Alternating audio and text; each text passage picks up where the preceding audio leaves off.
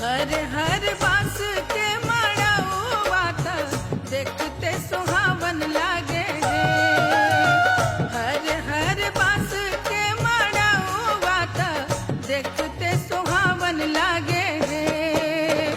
ताही में जड़ल हीरा लाल बहुत मन भावन लागे हे। ताही में जड़ल हीरा लाल बहुत मन भावन